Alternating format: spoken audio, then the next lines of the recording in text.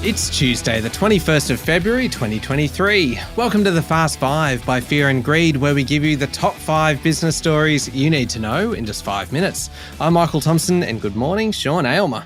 Good morning, Michael. Sean, 5 stories in 5 minutes. Let's jump into it. Story number 1 is a big one. The federal government is pushing for an overhaul of how superannuation funds are invested, saying it should be better used for nation-building projects. Yes, the $3.3 trillion pot of money is just too tempting for the politicians to keep their hands off. Treasurer Jim Chalmers says the super system should focus on providing dignified retirement income in an equitable and sustainable way.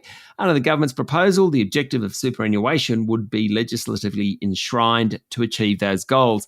Effectively, the proposed legislation, which is open for consultation, will help investment by funds in projects that boost things like housing supply, manage climate change, and spur digital transformation. All this sounds good, but really it comes down to financial returns versus returns for the good of society. Is there a difference? Can you do both? Well, you can. There are plenty of studies around that says looking after the environment, society, and good governance results in better financial returns, but that's not a lay-down misere. Anyone who invested in coal companies last year probably did better than those who invested in clean energy, for example. And also plenty of fund trustees, they're the people that really are responsible for your money in your super fund, point out that their duty is financial, not social. If you do believe social returns are important, many fund managers already have options for that.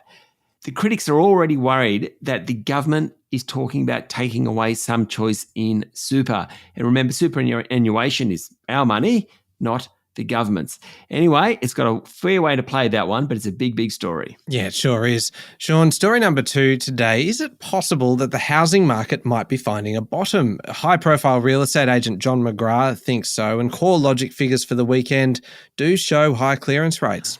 Look, we don't want to be grasping at straws or anything, but it isn't really a surprise to hear a real estate agent talk up the housing market, but McGrath runs an ASX-listed company, so he's unlikely to be too off point. Yesterday, he forecast that house prices are beginning to stabilise and will rise again next year, at least in Sydney.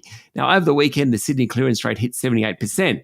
There are less houses on the market. Obviously, that helps, but the withdrawal rate of houses from auction was lower on the weekend, and 78% is very, very high.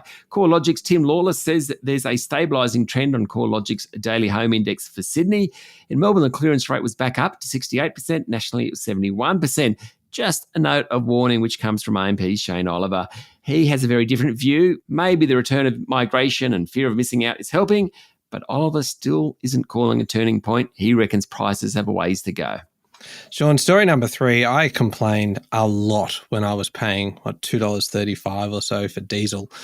And so this story kind of irks me just a little bit. Ampol has posted a record annual pre-tax profit up nearly 250% and will issue a bumper dividend to shareholders. Very good news for those shareholders, maybe not for us paying more than $2 a litre at the petrol bowser. Anyway, oil refining, which a couple of years ago was so worthless that the government underwrote the sector on the basis of national security, is now a booming business, and that underpinned Ampol's result. The recovery in global demand and sanctions on Russia also contributed indirectly to the bottom line. Ampol is the country's largest provider of petrol, diesel and aviation fuel. Its share price ended up nearly 2% yesterday.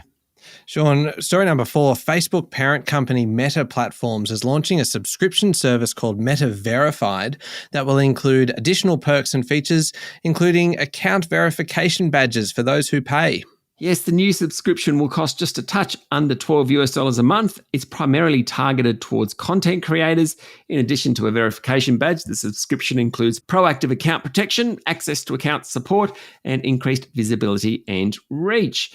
Now, the option will be available on both Facebook and Instagram, but they'll be separate subscriptions. These subscription offerings, Michael, have become popular for social networking companies in recent years as the way to diversify revenue streams.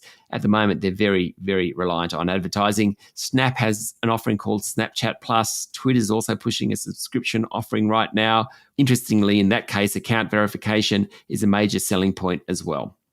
Sean, story number 5, and I don't know if I would quite describe this as the ultimate flying nightmare, but for some people it's probably pretty close. In September last year, Air New Zealand started flying direct to New York, and on Thursday last week, flight NZ2 was on the way east and almost at Hawaii when it turned around and flew back to Auckland. Yeah, effectively, it was a 16-hour flight to nowhere. Now, it was due to land at JFK International Airport, but that facility experienced a power outage in one of the terminals, Terminal 1. About 135 flights were affected, including the Air New Zealand Boeing 787 jet, which was almost halfway into its 14,000-kilometre journey, so it was diverted back to New Zealand. No idea why they didn't go to Waikiki or LA or somewhere. Anyway, 16 hours and you're getting off exactly where you started. That is a bit of a bummer. There we go, the top 5 business stories in 5 minutes. Thank you, Sean. Thank you, Michael. It's Tuesday, the 21st of February, 2023. Remember to hit follow on the podcast, and if 5 minutes isn't enough, you can find our longer daily show called Fear and Greed wherever you listen to podcasts. I'm Michael Thompson, and that was the Fast 5 by Fear and Greed. Have a great day.